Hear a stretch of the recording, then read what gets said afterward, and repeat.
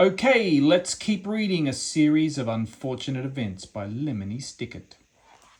We're up to chapter 4.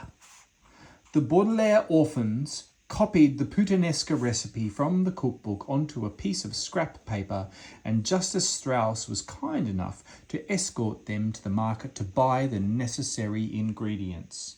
Count Olaf had not left them very much money, but the children were able to buy everything they needed from a street vendor. They purchased olives after tasting several varieties and choosing their favourites.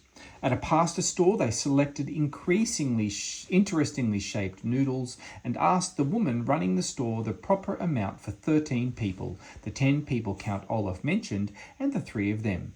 Then, at the supermarket, they purchased garlic, which is a sharp-tasting bulbous plant, anchovies, which are small salty fish, capers, which are flower buds of a small shrub and taste marvellous, and tomatoes, which are actually fruits and not vegetables, as most people believe.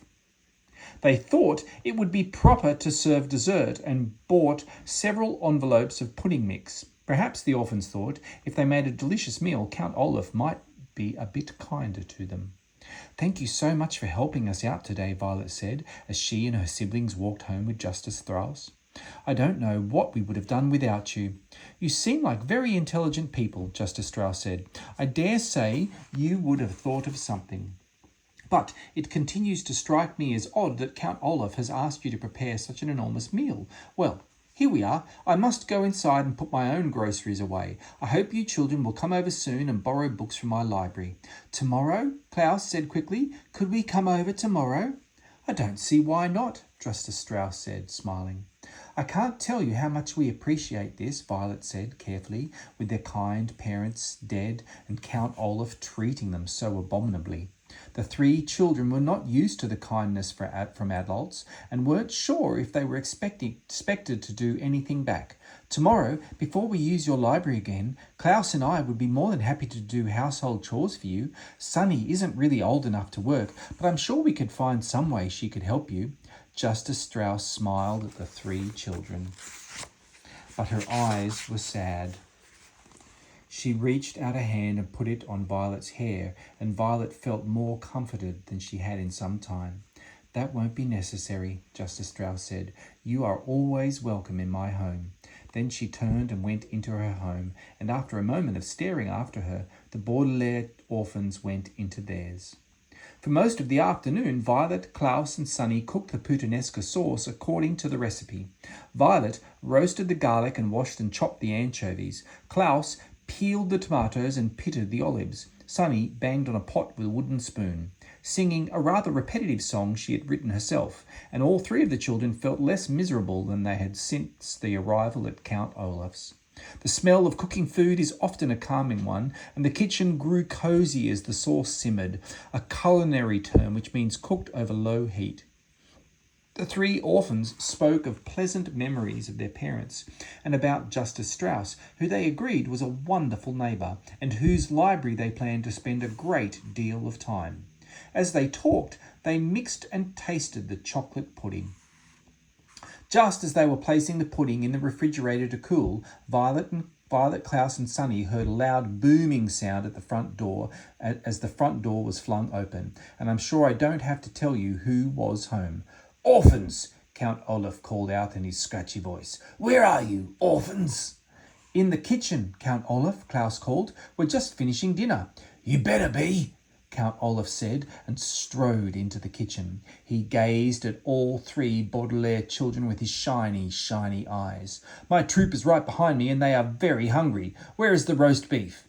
"We didn't make roast beef," Violet said. "We made puttanesca sauce." "What?" Count Olaf said. "No roast beef?" "You didn't tell us you wanted roast beef," Klaus said. Count Olaf slid toward the children so that he looked even taller than he was. His eyes grew brighter and his one eyebrow raised in anger. "In agreeing to adopt you," he said, "I have become your father, and as your father I am not someone to be trifled with. I demand that you serve roast beef to myself and my guests." "We don't have any," Violet cried. "We made puttanesca sauce." "No, no, no!" Sunny shouted. Count Olaf looked down at Sunny, who had spoken so suddenly. With an inhuman roar, he picked her up in one scraggy hand and raised her so she was staring at him in the eye. Needless to say, Sunny was very frightened and began crying immediately, too scared to even try to bite the hand that held her. "Put her down immediately, you beast!" Klaus shouted. He jumped up, trying to rescue Sunny from the grasp of the Count, but he was holding her too high to reach. Count Olaf looked down at Klaus and smiled a terrible toothy grin, raising the wailing Sunny up even higher in the air. He seemed about to drop her to the floor when there was a large burst of laughter in the next room.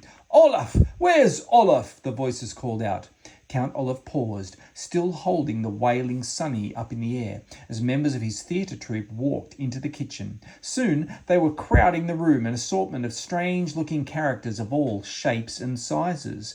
There was a bald man with a very long nose, dressed in a long black robe. There were two women who had bright white powder all over their faces, making them look like ghosts. Behind the women was a man with a very long and skinny arms, at the end of which were two hooks instead of hands. There was a person who was extremely fat and who looked like neither a man nor a woman.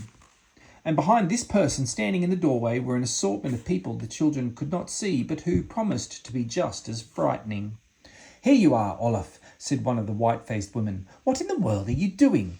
"I'm just disciplining these orphans," Count Olaf said. "I asked them to make dinner, and all they've made is some disgusting sauce." "You can't go easy on children," the man with the hook hand said. "They must be taught to obey their elders." The tall, bald man peered at the youngsters. "Are these," he said to Count Olaf, "those wealthy children you were telling me about?" "Yes," Count Olaf said. "They are so awful I can scarcely stand to touch them." With that, he lowered Sunny, who was still wailing, to the floor.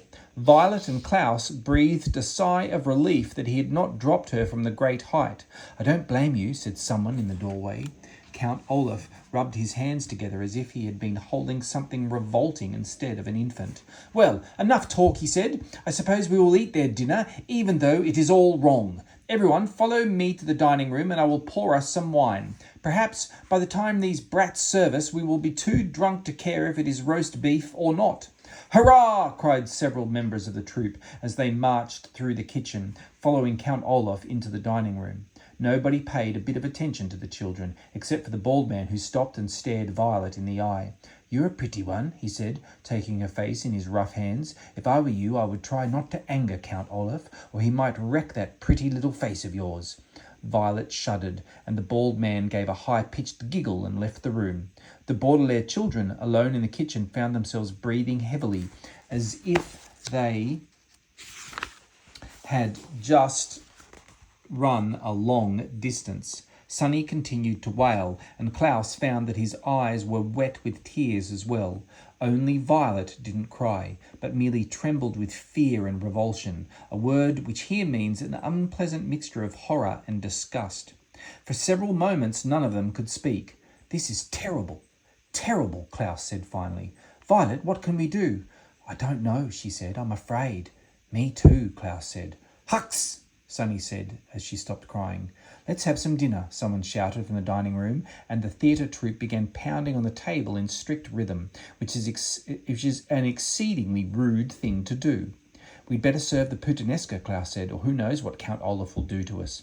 Violet thought of what the bald man had said about wrecking her face and nodded. The two of them looked at the pot of bubbling sauce, which had seemed so cosy while they were making it, and now looked like a vat of blood.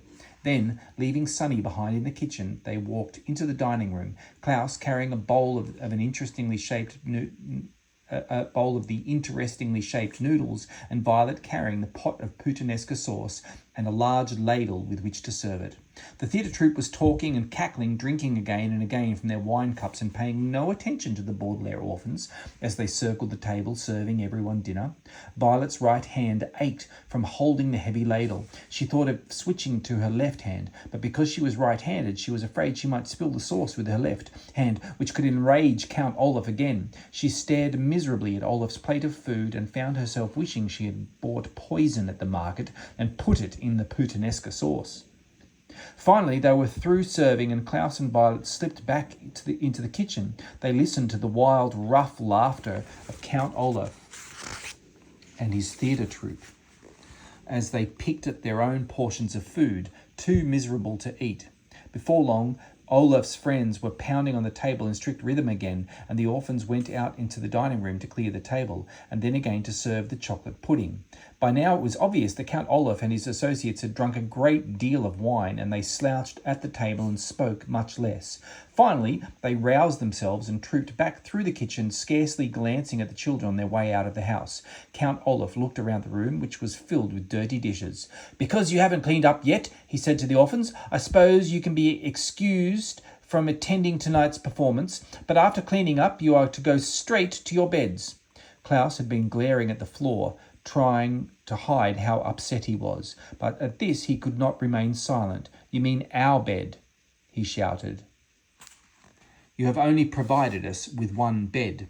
Members of the theatre troupe stopped in their tracks at this outburst and glanced from Klaus to Count Olaf to see what would happen next. Count Olaf raised his one eyebrow and his eyes shone bright, but he spoke calmly.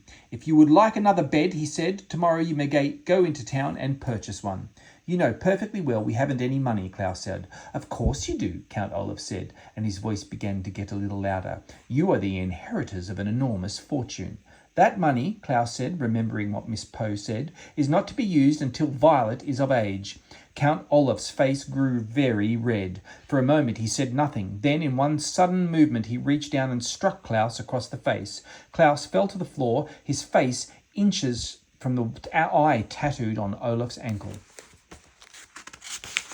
His glasses leaped from his face and skittered into a corner.